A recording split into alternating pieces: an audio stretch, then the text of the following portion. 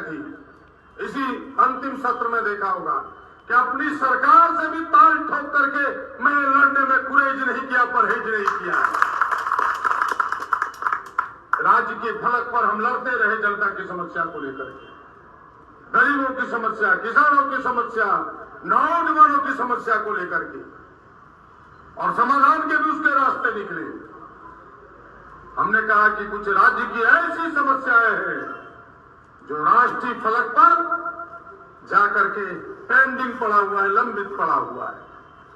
ये गूंगे बहरे लोग सांसद में जाते हैं तो या तो अपने पार्टी का पिट्ठू बन के रह जाता है या फिर अडानी अंबानी का दलाल बन के रह जाता है। हम इसलिए जाना चाहते हैं लोकसभा में कि इन सवालों का भी समाधान निकले।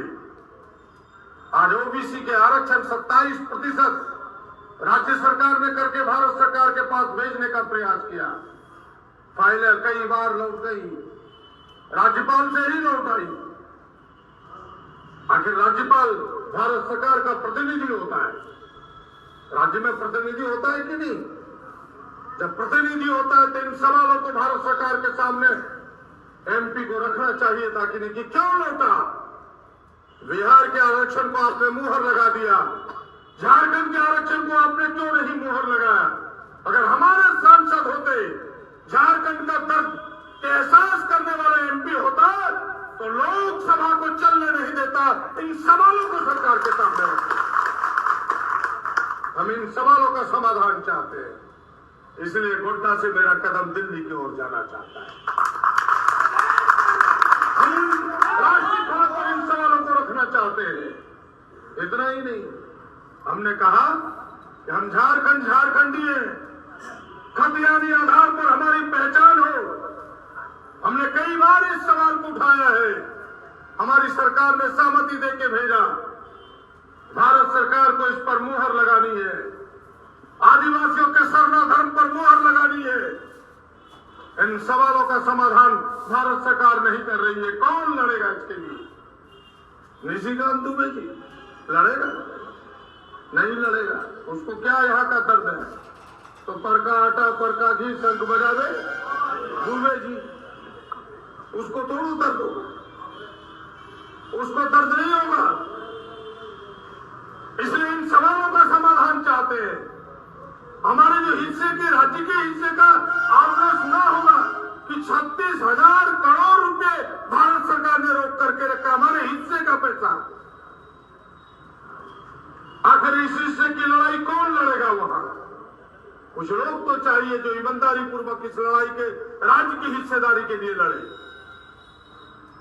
इन सवालों का समाधान हम चाहते हैं, इसलिए राज्य को हिस्सेदारी मिले, राज्य के लोगों को हिस्सेदारी मिले, राज्य के नौजवानों को हिस्सेदारी मिले। उनके हक और हुकूक की लड़ाई हम राष्ट्रीय फलक पर लड़ना चाहते हैं।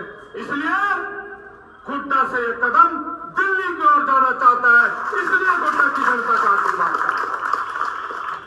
बहनों भाइयों, इन तमाम सवालों, मुद्दे अनेक हैं जिन मुद्दों पर बहुत चर्चा मैं करना भी नहीं चाहता। समय आएगा, लेकिन उससे कहीं अधिक आपसे आग्रह यह होगा कि आपको अपने कदम अपने चौखट से निकाल के दूसरे के चौखट तक जाना। केवल आरजू करके, केवल विनती करके, हाथ जोड़ के आप लोगों को बताइए कि एक ऐसा सांसद जो 15 सालों में 15 मिनट रात में गोड्डा रुका हो, वो गोड्डा का वोट लेना चाहता है? बताइए हमको, बताए कोई कि एक दिन गोड्डा में उन्होंने बिताया हो 15 साल में, तो कोई रात किसी के पास है खबर? जरा बताओ।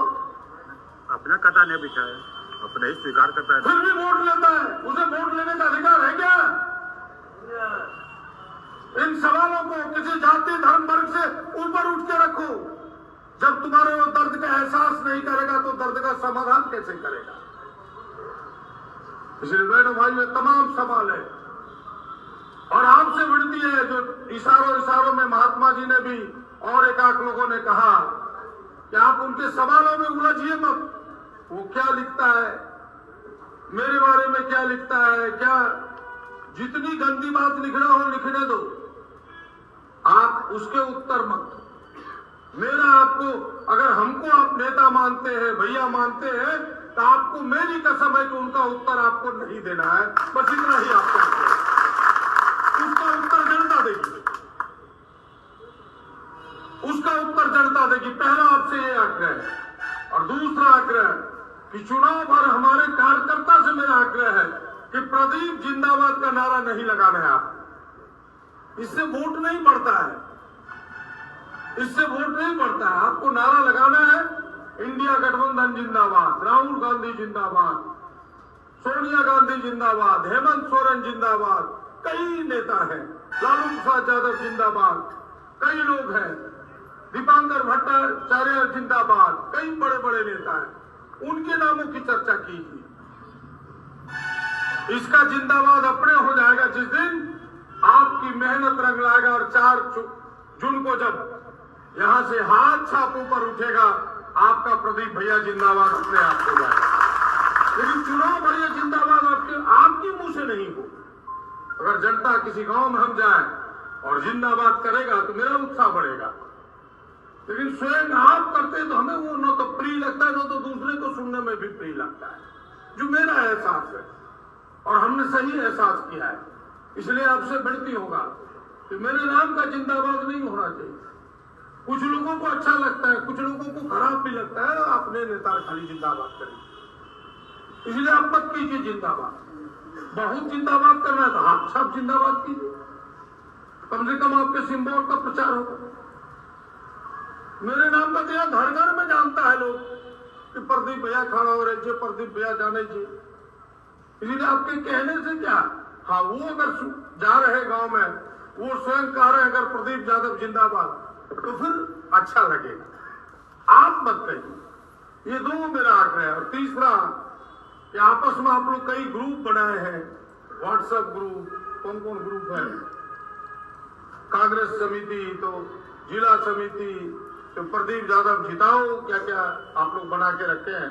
मैं केवल देखता हूं 90% लोग सही ही लिखते हैं, लेकिन एक आध दिन आप लोग एकदम झोंक लगा देते हैं, जैसे सड़क पर वो जो भूखता है उसके तरह। अब उसका नाम नहीं लेना चाहते, वैसे झोंक लगा देते हैं लिखने में।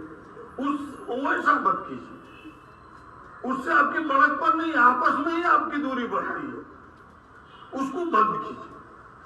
कुछ अच्छी चीजों को डालिए जो लोगों को प्रिय लगे, जो लोगों को बेहतर लगे। नहीं कुछ हो तो भाई जो ये 5 न्याय की 25 गारंटी है, उसके कुछ सवालों को दाग दीजिए।